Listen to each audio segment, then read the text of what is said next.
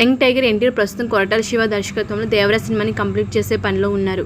ఈ cinema shooting final స్టేజ్లో ఉంది. హై వోల్టేజ్ యాక్షన్ ప్యాక్డ్ కథాంశంతో దేవరా మూవీ తెరకెక్కుతుంది. కొరటాల శివ చాలా ప్రెస్టేజ్గా తీసుకొని ఈ చిత్రాన్ని తెరకెక్కిస్తున్నారు. జూనియర్ ఎన్టీఆర్ కూడా 2 ఏళ్ల విరామం తర్వాత దేవరా సినిమాతో సోలోగా పాన్ ఇండియా లెవెల్లో ప్రూవ్ చేసుకోవాలని అనుకుంటున్నారు. త్రిబుల్-ఆర్తో వచ్చిన ఇమేజ్ని నెక్స్ట్ లెవెల్కి తీసుకుని వెళ్ళాలని భావిస్తున్నారు.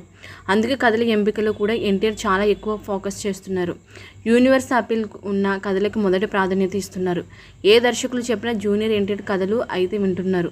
కానీ సెలెక్షన్ విషయంలో మాత్రం కాస్త టైం తీసుకుంటున్నట్టు తెలుస్తుంది. దేవరా మూవీ తర్వాత హిందీలో హృతిక్ రోషన్తో కలిసి వార్ 2 సినిమా మల్టీ స్టారర్ ప్రాజెక్టుగా తారక్ చేస్తున్నారు. ఈ మూవీ షూటింగ్ కూడా ఇప్పటికే ప్రారంభమైంది. యష్ రాజ్ ఫిలిమ్స్ భారీ బడ్జెట్తో స్పై యాక్షన్ థ్రిల్లర్గా ఈ చిత్రం రెడీ అవుతుంది. అయన్ ముఖర్జీ దర్శకత్వంలో వార్ 2 మూవీ తెరకెక్కుతుంది.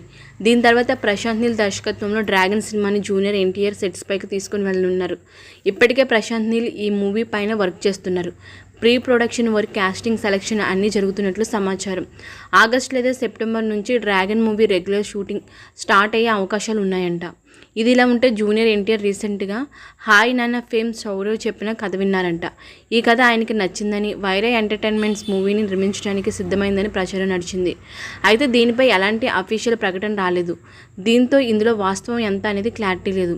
అలాగే మరో 2 యంగ్ దర్శకులు కూడా జూనియర్ ఎన్టీఆర్కి కథలు చెప్పారంట. సుధీర్ వర్మ గతంలో జూనియర్ ఎన్టీఆర్కి ఒక ఇంట్రెస్టింగ్ స్టోరీ నేరేట్ చేసినట్లు టాక్ వినిపిస్తుంది. అలాగే తరుణ్ భాస్కర్ కూడా జూనియర్ ఎన్టీఆర్కి కథ చెప్పారంట. కానీ తారక్ నుంచి ఇప్పటి వరకు వారికి ఎలాంటి గ్రీన్ సిగ్నల్ రాలేదని తెలుస్తుంది.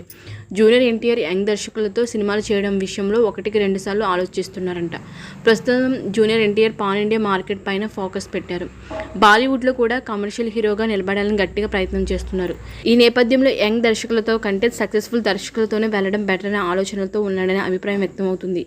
కెరియర్ ఆరంభంలో ఎన్టీఆర్ యంగ్ దర్శకులతోనే సినిమాలు చేసి సక్సెస్లు అందుకున్నారు. అయితే అప్పుడు రీజనల్ వరకు ఎన్టీఆర్ మార్కెట్ పరిమితం. కానీ ఇప్పుడు యూనివర్సల్ లెవెల్లో బిఎడ్తో బౌండరీస్ కథలు చేయాలని అనుకుంటున్నారు. అందుకే యంగ్ దర్శకుల విషయంలో తారక్ ఇంకా ఒక జడ్జిమెంట్కి రాలేదంట.